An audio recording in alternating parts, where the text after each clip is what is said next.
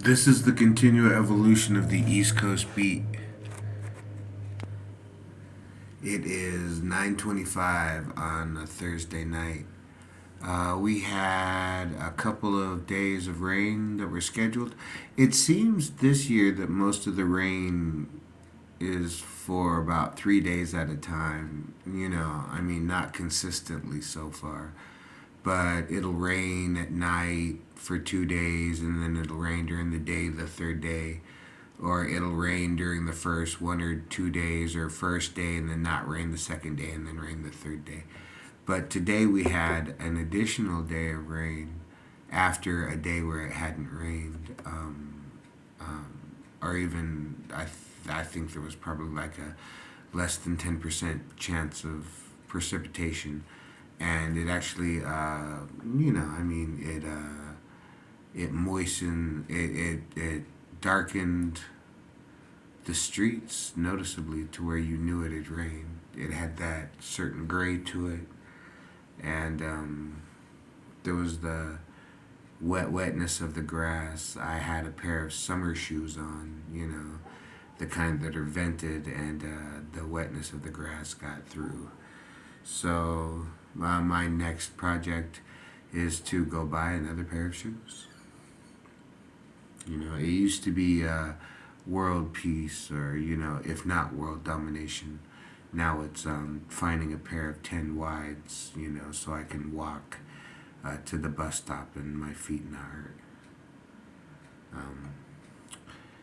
Our circles become so wide that in the end we almost fall when we either stand up or sit still too long. You know what I'm saying?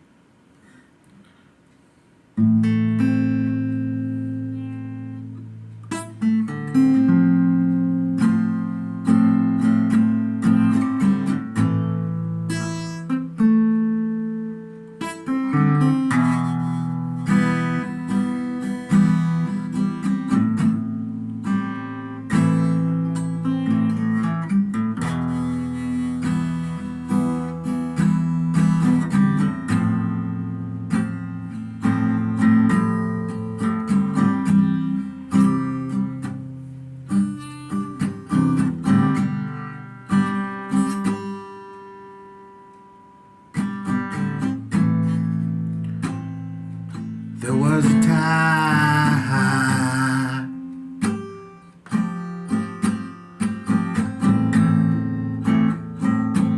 in my life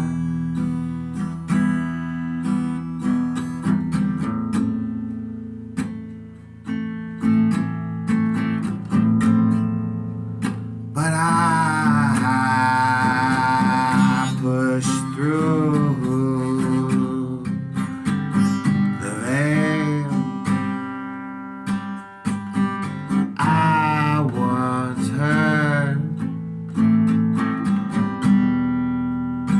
Was a train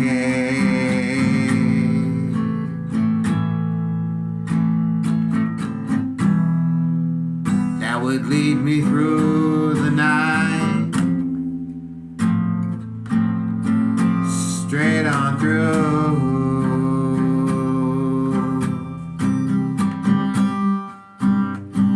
to the light.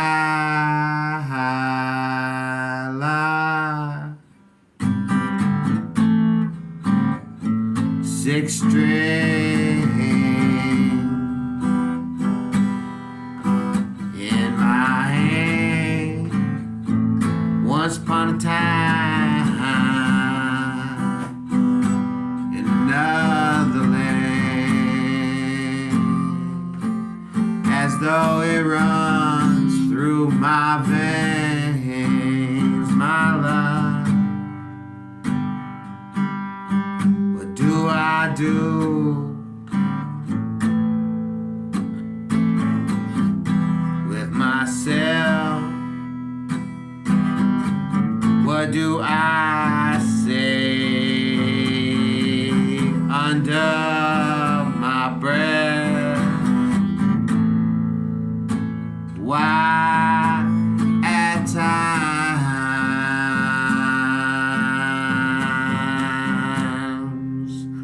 do I seek the light. Tell me why my life led me understand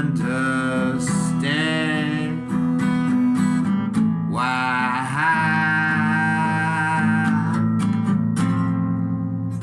must I, if only by the command of a man, lie save I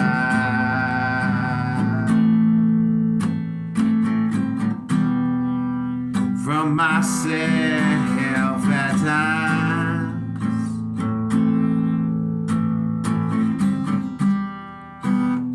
from my fear.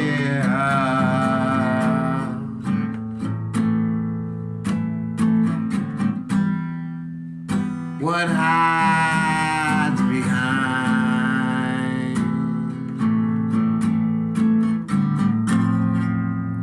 my own two eyes?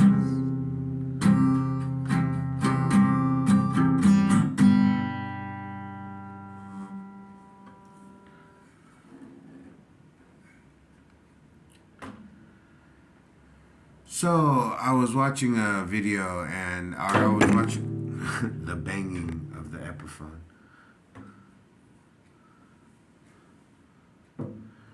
I was watching a YouTube video. I can't remember the name of the lady. She seemed to be a professor, and or at least lecturing for a discussion group, and she talked about street cultures, different street cultures, and their fashion and their music, and certain trends. And I didn't watch all of it, so I don't know exactly everything that she had to say, but a lot of it I see in today's culture. How she would say though, like I see the skinhead look, I see the rude boy look, I see the beatnik look, I see the rocker look, I see I see these looks, and I've been around long enough to know that guys have been wearing skinny jeans since longer than I've been around. But every generation, oh, look, skinny jeans, the new thing. And no, bro, you've just been wearing pants that fit and are actually comfortable, but now you're into fashion because some girl giggled in class, and subconsciously you can't stop thinking about, the next time I see her, you know what I'm saying? That's just how it works. I mean, like I said, I like that one. I think his name was Greg Girardo, where he said, I can't wait to be old enough for my penis to stop working so I can finally have a clear thought in my head.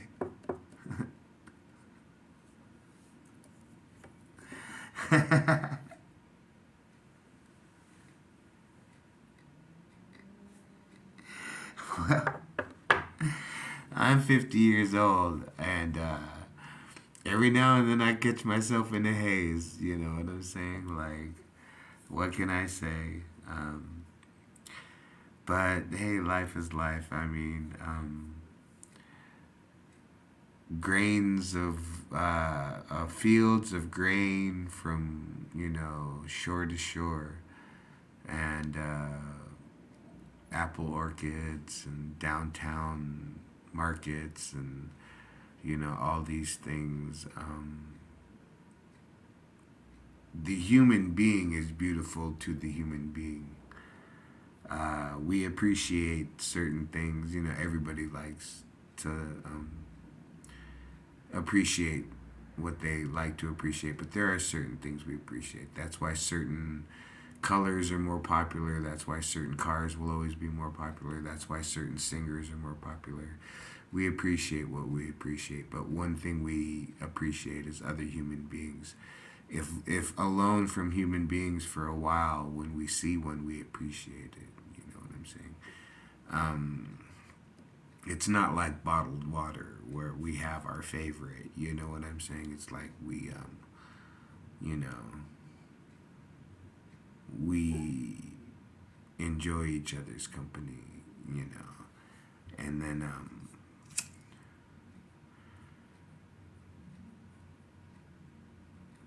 so thinking like that about life at times.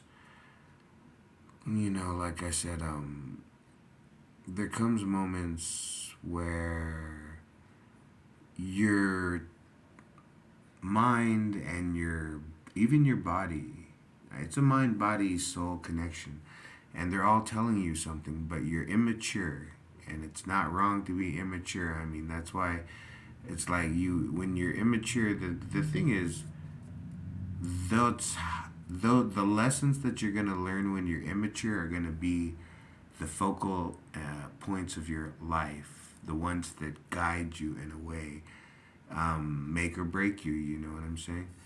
So when you're immature and a life lesson comes along, that's just natural for you not to be in control. You know, this is your ride. You know what I'm saying? Like you're gonna go for a little bit of an experience real quick. But the thing is, you know, you'll have skills, you'll have talents, you'll have intelligence, you'll have willpower, you'll have strength and constitution and stamina and all that, and you'll be in the right place at the right time and you'll succeed. That's why if you're not in the right place, get out of there because you don't belong there and you're gonna fail. You know what I'm saying? But sometimes you have to suffer. But sometimes the suffering is intentional because, like I said, you know, you go through life and then you keep saying to yourself, I want it to mean something, you know, and then, well, you have to make it mean something. So that goes from how you dress to the music you listen to the words that you say, to people on the street and strangers and family and mental health workers and the cashier at Walmart and the bus driver. You know, because it is a butterfly effect. I mean, of too many, you know, negative people will cause a decent, honestly decent, nice, you know, person to have a bad day, and then everybody's gonna think, oh, see, everybody's an asshole. You know what I'm saying? I mean, we're all human, so you know that's the thing. But you should try to strive to make your life mean something, and in that, I always advocate sacrifice. If it's gonna be easy, then the rewards will be worthless. Honestly, if it's something you absolutely do or die had to do and it couldn't get done anyway and it was a futile, vain attempt at a life, but if somehow it all worked out in the end, it'd be pure glory and you chose that route, then hey, you know what I'm saying? May the flags and the banners wave as you conquer the lands before you. You know, I'll blow the first trumpet when you come to my city wall. You know what I'm saying?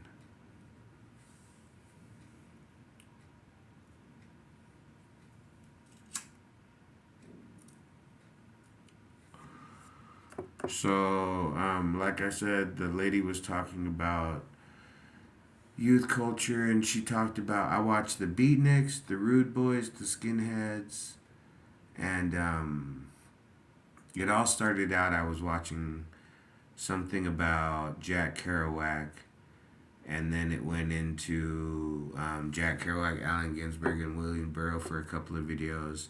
And then, you know, luckily I got it to play through for a while. And then those were the ones it ended on was the lectures on culture and clothing and mainstreaming and high fashion. And I identify with the need of these cultures. Um, working class, making $1 with my body. I mean, I'm smart enough to do certain things, but I'm not the smartest man out there. I don't. I wouldn't want to compete in that category because I'm sure there's guys out there that could probably just talk me to sleep, take my wallet. You know what I'm saying? All that good stuff. So I don't even want to, step into that league of like, I'm smart. You know what I'm saying? I'm smart enough, like I said, and I'm very lucky because after a tour in the military, I still have 10 fingers and 10 toes. So I'm smart and I'm lucky, you know what I'm saying? But probably more lucky than smart, you know what I'm saying? So, the continual evolution of the East Coast beat. Uh, if you choose to suffer for something and you suffer for a long time and you'll go without, that becomes something. That becomes something as real as something you could hold in your hand. Becomes as real as a guitar that I could pick up and, play right now. If you hold on to nothing except a memory of what was long enough, it will become something. What can I say? I don't know what Nelson Mandela thought. I never read his book. I don't know what any man that's ever spent 6 months sitting cross-legged in the rainforest has ever thought. But I've spent a long time thinking. And that's one of the things I realize,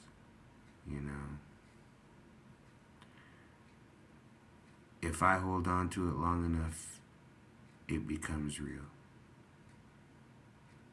What can I say? Freedom, peace,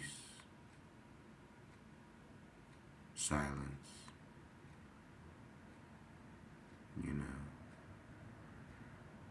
I mean, it's easy to think to yourself, if I tell myself I can warm my body, it's not so easy to tell yourself, if I tell myself I can bring peace to my mind. You find yourself in these moments. And then, like I said, as I get older, when I'm losing myself, I find myself saying, you can stop this now. And sometimes I do. And the more I do, the quicker I find myself saying, you can stop this now.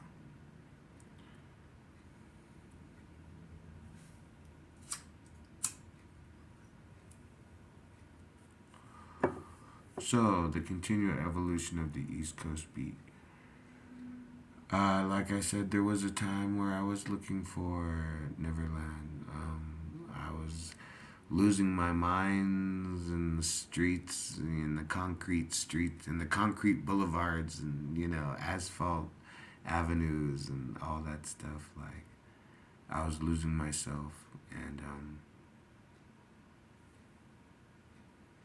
I had something that I was holding on to, and it is the light in the dark. You know what I'm saying? That's how it goes.